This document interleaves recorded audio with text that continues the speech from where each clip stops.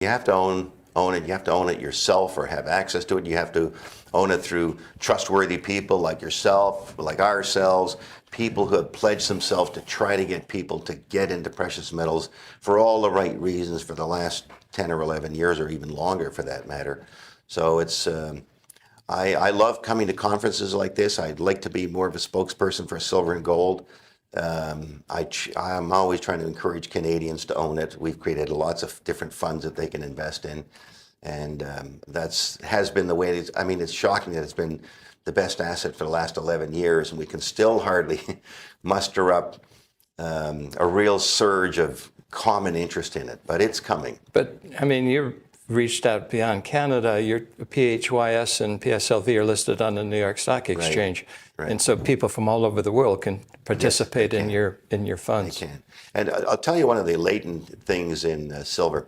When we sold the silver trust, we raised $550 million.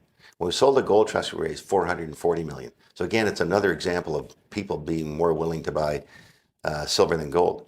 And I would say if I was prepared to sacrifice the premium on P-Silv, which I'm not, compared to the 300 we just raised in gold, I could do multiples of that in silver.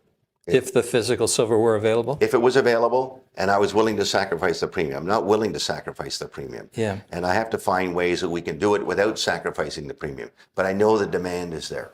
Yeah. Is it retail or is it institutional or both? I would say it's mostly mostly retail. Both times when I've done the circuit trying to sell these issues, certainly on the IPOs, it's probably been 80 to 90% retail.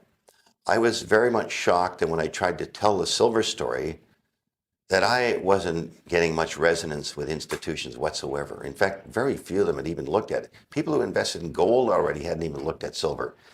So I kind of know that that's coming. You know, it's just like you recommending gold in 2000 and some people coming along in 08, such as John Paulson and David Einhorn buying gold and everyone, oh my God, it must be a good investment. Yeah. But they're 8 years late to the party, right? But still early in terms of where the bull market's going to go. And they've done very well by it, and they will do well, of course, going forward. But it takes that kind of time period for people to kind of latch onto it. You know, it's interesting the point you raise about silver, and I think I may have an answer as to why the lack of interest is there. Is, you know, every bull market has 3 stages, and in that first stage you see apathy and neglect and disbelief. Silver's still in stage 1. It's been my point that we're not going to go into stage 2 until we're over $50, which was the January 1980 high, and I think that's likely to happen here in the not too distant future. Once that happens, then that's going to go onto people's radar screens, and you go into the second stage of silver's bull market. So maybe in a year's time, when you make that circuit, you're going to get a lot more interest than you do at the present. I can feel the difference already, right? I mean, it was a year ago, almost a year ago, we did the I mean, who thought $50 silver a year ago was possible, other than a couple of people like ourselves? It was quite predictable. I thought anyway. When it comes to markets, nothing's predictable, but it was an easy call. Yeah. It was easier than most. Yeah, I mean, you looked at the history, oh my God, if this thing goes back to 24, it's going to 50 almost automatically. Yeah. And it did. Yeah. And it did it almost in the time frame that you would have imagined. And so when I was on the roadshow, I said, if it goes through 24, it's probably going to 50 in like 4 months. Well, I think it took 6. Yeah. Well, who's going to argue over a couple of months, right? Yeah, particularly given the double in price. Yeah, exactly. Yeah. So I think the investors are coming around to it. I was actually in dismay when I've been listening to some, the bubble vision, and like every third guy likes gold now, or is willing to admit that maybe you could have gold in your portfolio, which was disturbing, having gone through the 11 years when no one would even mention it, or as a barbarous relic or whatever. And so I kind of monitor now how many people talk about silver. It's not many.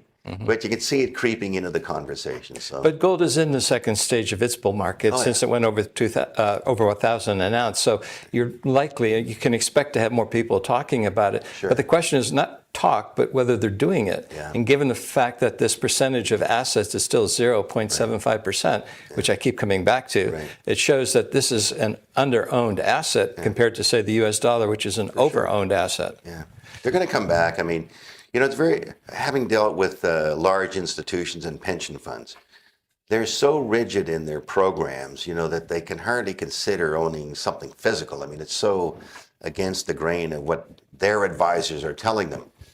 But, gold having gone up by whatever it is, 700% here, I mean, the advisors are coming around, and of course, seeing silver up and seeing all the other commodities go up. They're finally giving some credence to investing in that area, and it'll be slow. I mean, we saw the first example of, I think it was Texas teachers by close Well, I was to going to $1 ask you billion. about that. Was that sort of a watershed event, and that sort of added some legitimacy to the sector and the institutional investor side?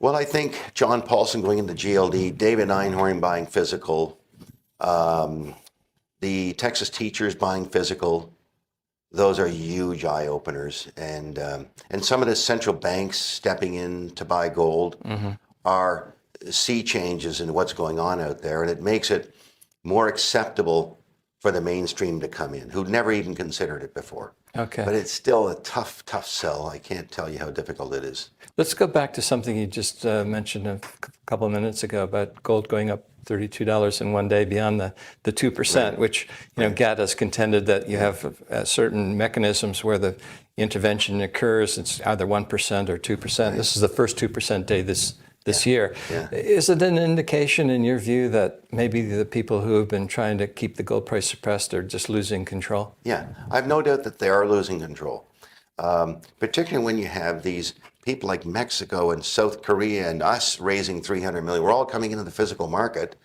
and so the paper market can't deal with it. I mean, we have not had an increase in mine production hardly in the last 11 years. And I know they're expecting an increase this year, but when you look at some of the semi-annual reports, I mean, these gold companies are having a tough time increasing production. They're starting to miss their estimates. So I think it's a sign that they're losing the battle.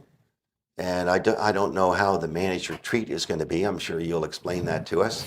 But, well, eventually the managed retreat turns into total shambles, and they just run for cover. First man, is the one who's going to be saved. So it's sort of interesting, James, when you think back to, you were on board when gold was at its low of 250. Well, just think of a $32 price change in a 250 item. Yeah. I mean, it's a staggeringly large gain if you just would stay the course.